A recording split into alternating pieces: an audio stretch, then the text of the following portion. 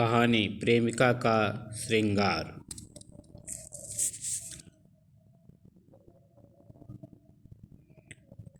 कल रात रागिनी ने अपने पति मल्हार से यूं ही मजाकिया अंदाज में पूछ लिया कि आजकल तुम फोन पर ज़्यादा ही लगे रहते हो।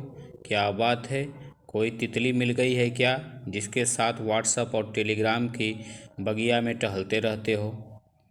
इतना सुनते ही मल्हार भड़क गया और चिल्लाने लगा कि बस तुम्हारी सोच इतनी ही है। जब देखो तब मुझ पर इल्ज़ाम ही लगाती रहती हो कि मेरा इससे चक्कर है, उससे अफेयर है। रागिनी ने जवाब में आराम से कहा कि इतना भड़कने वाली तो कोई बात भी नहीं थी मल्हार, जितना तुम रिएक्ट कर दिया। खैर, बात आई गई हो गई। मल्हार और रागिनी की शादी को 10 वर्ष के लगभग हो चुके थे और दोनों ने अपनी पसंद से प्रेम विवाह किया था। बहुत जान छिड़कता था मल्हार उन दिनों रागिनी पर, जब कॉलेज में दोनों साथ पढ़ा करते थे। उनकी जोड़ी तो जैसे बेस्ट जोड़ी कही जाती। दोनों ने अपने ही घर वालों को मना कर शादी की थी, जो बड़ी धूमधाम से की गई। धीरे धीरे पता नहीं क्यों मल्हार का दिल पूरी तरह रागिनी के साथ नहीं लगता था। जैसे ऐसे उससे लगता हो कोई ऐसा हो जिससे वह घंटों बातिया सके। हालांकि रागिनी के प्यार में कोई कमी नहीं थी, पर बच्चे हो जाने के बाद शायद ज़्यादा व्यस्त हो गई और जैसे अपनी अदाओं को संभालना भूल गई। जिससे मल्हार ने प्यार किया था, उस रागिनी को वह खोजता होगा शायद।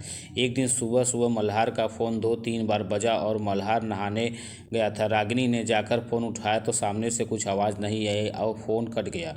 रागिनी थोड़ा ठिठकी, लेकिन अपने मल्हार पर वो अंधा विश्वास करती थी, सो ध्यान ना देकर आगे बाद मैसेज का नोटिफिकेशन आया आधा ही दिखा, जिसे कुछ बना था। रागिनी सन्न रह गई। इसके बाद एक दिन मल्हार का फ़ोन खुला मिल गया और एक पत्नी का संदेह विश्वास में बदल गया जब उसने वो सब पढ़ा जो कभी रागिनी के लिए लिखा जाता था। मन में आया कि खूब चिल्लाए, मल्हार को झकझोर कर रख दे कि आखिर क्यों, लेकिन साधारण मजाक में ही मल्हार चिल्लाने लगता है तो इस बारे में पूछने पर तो तहलका मच जाएगा।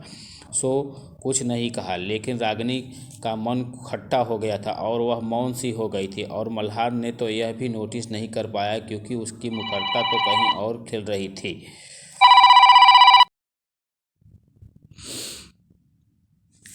अधूरेपन से रिश्ता तो आगे बढ़ रहा था, पर हृदय बिल्कुल रीता था। दिन पता चलता पति प्रेमिका से कई बार पहले फ़ोन रागिनी की बात हो चुकी थी, और वो भी खूब हंसी मजाक के साथ।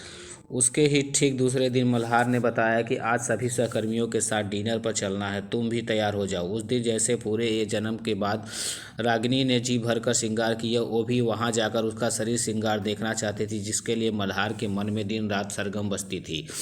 आखिर ऐसा भी क्या होगा जिससे वो मुझ में नहीं दिखता? वो मल्हार को ओह सॉरी, वो मेरा कहाँ रहा। जाकर देखा तो उस बेडौल शरीर पर कई किलो मेकअप के साथ झूठी इठलाती शोर बचाती हुई हंसी, बनावटीपन का लेप किए हुए तिरछी नज़रों से ठीक सामने बैठे अपने प्रेमी को लुभाती और कपटी पलके धोखे के फीचर्स के साथ सजाया हुआ मुखौटा। इसका दीवाना है मल्हार, जो केवल सच्चाई की बात करता है। असल में प्रेमिका का श्रृंगार बड़ा हल्का निकला। अब रागिनी को इंतजार उस दिन का था जब मल्हार अपनी प्रेमिका को बिना मुखौटे के देख ले और उसकी बदसूरती के चर्चे खुद अपने कानों से सुन ले। रागिनी के जीवन का तो पहला और आखिरी प्यार मल्हार ही है बस। शादीशुदा आदमी भी कई बार एक ही चेहरे को देखकर शायद कुछ अलग सा दिख जाने पर ऐसी सो कॉल्ड प्रेमिकाओं पर फिदा हो जाता है और अपनी पूरी